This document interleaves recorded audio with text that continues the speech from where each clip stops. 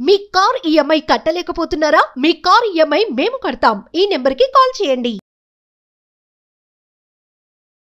Hi sir. Hello అండి. Trump already elected అయిపోయారు కదా సార్. ఆయన ఇంకా పవర్లోకి వచ్చాక ఈ H1B వీసా పైన ఎలా ఉంటుంది సార్ ప్రభావం అనేసి? సో ట్రంప్ ఇంత ముందు కూడా ఎలక్ట్ అయ్యారు కదా. సో ఎలక్ట్ అయినప్పుడు అప్పుడు ఎలక్ట్ అయినప్పుడు కూడా ఎజెండా ఎలా నడిచిందంటే పొలిటికల్గా సో లోకల్ వాళ్ళకి ఎక్కువ ప్రిఫరెన్స్ ఇవ్వాలి. అంటే ఇప్పుడు మనకి యుఎస్ చూసుకుంటే ల్యాండ్ ఆఫ్ మైగ్రెంట్స్ కాబట్టి సో ఫస్ట్ మూవర్స్కి డెఫినెట్గా అడ్వాంటేజ్ ఉండాలి. అలానే లీగల్గా మైగ్రేట్ అయిన వాళ్ళకి, లోకల్ ఉన్న వాళ్ళకి జాబ్స్ ఏంటి, లేకపోతే ఇప్పుడు కొత్తగా మైగ్రేట్ అవుతున్న వాళ్ళకి వాళ్ళు వచ్చేసి లోకల్ వాళ్ళ జాబ్స్ తీసుకెళ్ళిపోతున్నారు. ఫస్ట్ మూవర్స్కి, ఫస్ట్ సెటిలర్స్కి ఆ అడ్వాంటేజ్ ఉండట్లేదు ఓవర్ ద నెక్స్ట్ మూవర్స్ అనేది బాగా నడిచిందనమాట.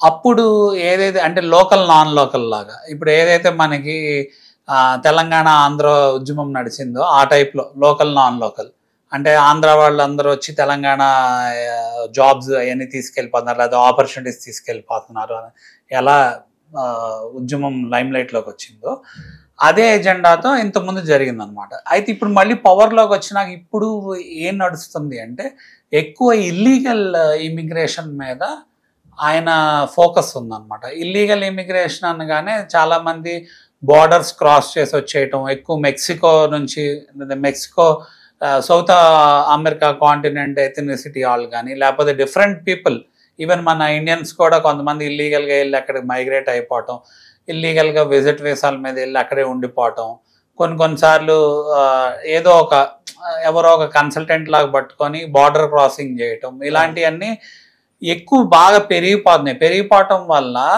లీగల్గా మైగ్రేట్ అయ్యే వాళ్ళకి, ఇల్లీగల్ మైగ్రేట్ అయ్యే వాళ్ళకి ఎక్కువ అడ్వాంటేజ్ ఉంటుంది లీగల్గా మైగ్రేట్ అయ్యే వాళ్ళకి కంటే కూడా అనే మైండ్ సెట్లోకి పీపుల్ అందరూ వచ్చేసారు. సో మోర్ ఓవర్ ఏంటంటే కంట్రీ యొక్క సేఫ్టీ, సెక్యూరిటీ, అలానే ఆ కంట్రీకి థ్రెట్ ఉండకూడదు అనేది కూడా లీగల్గా మైగ్రేట్ అయిన వాళ్ళకి ఉంటుంది కదా, వాళ్ళ మైండ్ డెఫినెట్గా.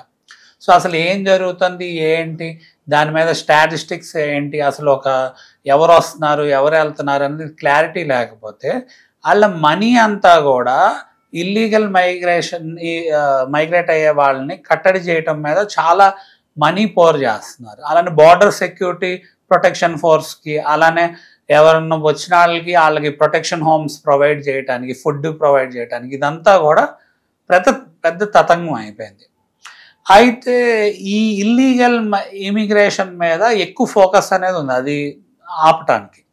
సో మోర్ ఓవర్ ఇప్పుడు పిక్చర్లోకి వస్తున్న టాపిక్స్ ఏంటి అంటే ఎప్పుడైతే ఈ జాబ్ సినారియోస్ ఇలాంటివి ఉన్నాయో, కన్స్ట్రెంట్స్ నడుస్తున్నాయో, ఎందుకు అంటే యుఎస్ అంత స్టేబుల్ ఎకానమీ అయినా కూడా యుఎస్లో కూడా అప్ అండ్ డౌన్ ఒక 10 to 15 yearsకి ఒకసారి రెసిషన్ వస్తాము, లేదా టెక్నాలజీ చేంజెస్ వల్ల ఏదైనా ఇబ్బందులు రావటము, లే ఆఫ్స్ జరగటము, లేకపోతే ఏంటంటే ఇప్పుడు ఎవరైతే మైగ్రేట్ అయ్యే వాళ్ళు ఉన్నారో వాళ్ళు తక్కువ డాలర్స్కి వర్క్ చేయటము, అలాంటివి చేసినప్పుడు అలాంటి వాళ్ళని హైర్ చేసుకుంటుంటే అక్కడ ఉన్న వాళ్ళకి డిసడ్వాంటేజ్ జరుగుతుంది.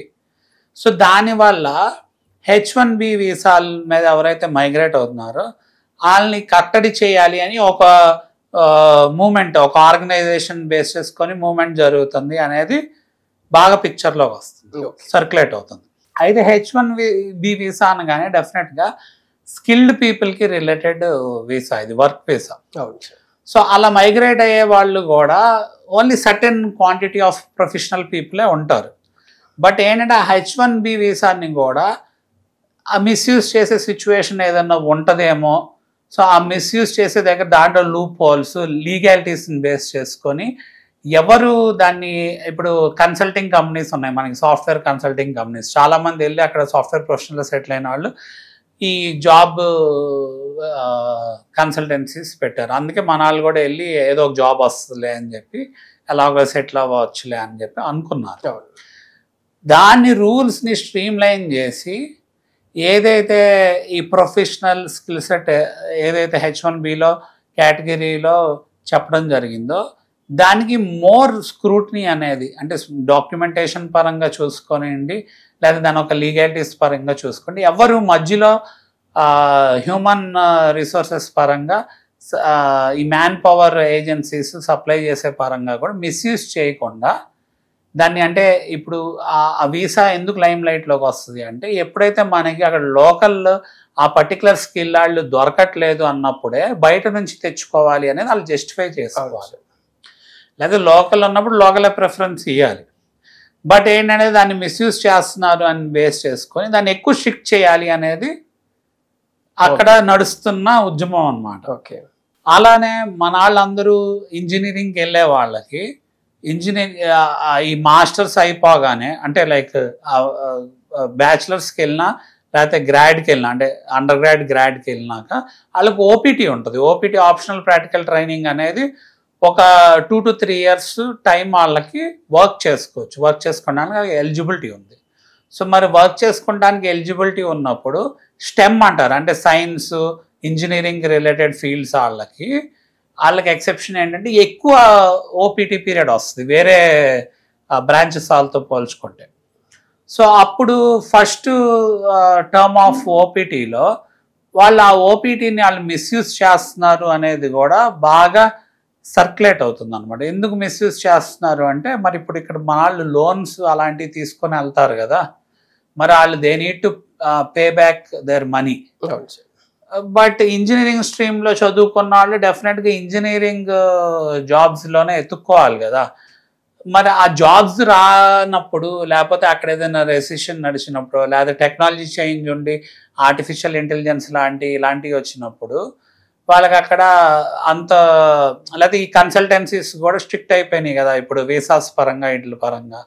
సో మరి స్ట్రిక్ట్ అయినప్పుడు వాళ్ళకి ఏం ఆపర్చునిటీస్ లేనప్పుడు they need to even make use of that existing కదా, అక్కడ ఉన్న లూప్ హాల్ని అడ్వాంటేజ్ తీసుకొని ఆ ఫ్యూ అవర్స్ ఏదైతే ఒక నెక్స్ట్ ఫ్యూ మంత్స్ వాళ్ళకి వచ్చే అడ్వాంటేజ్ ఏదైతే ఉందో అది తీసుకొని వాళ్ళు వర్క్ చేసేస్తున్నారు. వర్క్ చేసుకుని సంపాదించేసుకున్నారు. డెఫినెట్గా ఆ లోన్ ఎంతవరకు తీర్చుకోవాలో అంత తీర్చేసుకుంటున్నారు అనమాట. సో అప్పుడు ఏమవుతుంది, లోకల్ వాళ్ళకి అక్కడ వాళ్ళ జాబ్స్ వాళ్ళు కోల్పోతున్నారేమో అని చెప్పేది వాళ్ళకి అక్కడ ఒక ఫీలింగ్ అనేది కలుగుతుంది అనమాట.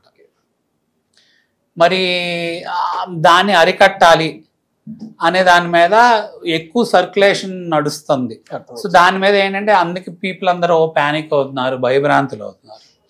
మనం చాలా వీడియోస్లో మాట్లాడుకున్నాం. ఇప్పుడు ఈ ఇమిగ్రేషన్కి రిలేటెడ్ ఇన్ని ఛాలెంజెస్ ఉన్నప్పుడు మరి ఈ సెట్ ఆఫ్ రూల్స్, అసలు సెటిల్మెంట్కి ఇంత ఇష్యూస్ వస్తున్నాయి కాబట్టి EB-5 వీసా ఒకటి ఉంది, ఆ వీసాను ఆప్ట్ చేసుకోండి. అసలు ఆ వీసా అంటే ఏంటి, దాని ఇన్వెస్ట్మెంట్ ఏంటి, మనీ వెనక్కి వస్తుంది జరుగుతుంది, ఎంటైర్ ఫ్యామిలీ సెటిల్ అవటం జరుగుతుంది. సో ఇది ఒక వజ్రాయుధం లాగా దీన్ని వాడుకోవచ్చు, వెపన్ లాగా వాడుకొని త్వరగా గ్రీన్ కార్డ్ తెచ్చుకొని పర్మనెంట్ రెసిడెంట్ అయ్యే అవకాశం ఉంటుంది అనేది మనం చాలా వీడియోస్లో చెప్పడం జరిగింది ఎంతమంది. సో అది ఒక వెహికల్ అనమాట ఆప్ట్ చేసుకునే వాళ్ళకి. బట్ మేజర్ ఇమిగ్రేషన్ పరంగా ఉన్న కన్స్ట్రెయిన్ ఏంటి అంటే అందరూ ఏమి అంత ప్రశాంతంగా అయితే లేరనమాట. అందరూ కన్ఫ్యూజ్డ్ డైలమా స్టేట్లో ఉన్నారు. ఎవరు ఏమి రూల్స్ తెస్తారు, లేదా ఆల్రెడీ తెచ్చిన ఎగ్జిక్యూటివ్ ఆర్డర్స్ ద్వారా ఏం ఇంప్లికేషన్స్ జరుగుతాయి ఫర్దర్గా, దాన్ని ఎలా మాడిఫై చేస్తారు. ఇప్పుడు ఇంకా ఈయన ఎలక్ట్ అయినాక కూడా పవర్లోకి వచ్చే లోపల కొన్ని ఎగ్జిక్యూటివ్ ఆర్డర్స్ అలాంటివి రిలీజ్ చేయడం జరిగింది కదా, వాటి వల్ల నెగిటివ్ ఇంపాక్ట్ ఉంటుందా పాజిటివ్ ఇంపాక్ట్ ఉంటుందా ఎవరికి అంత క్లారిటీ లేదనమాట. ఎందుకు క్లారిటీ లేదు అంటే ప్రతి ఒక్కళ్ళు ఒక టెన్షన్ వాతావరణంలో ఉన్నారు. ఎందుకంటే ఈయన కూడా ఇప్పుడు ఎలక్ట్ అయ్యి పవర్లోకి రాబోతున్నారు. వచ్చినాక మళ్ళీ ఆయన కొత్తగా ఏం సైన్ చేస్తారు, ఏమేమి తీసుకొస్తారు ఇంప్లిమెంటేషన్లోకి ఇమిగ్రేషన్ పరంగా అనేది everyone should wait and see అనమాట. Thank you sir. Thank you అండి.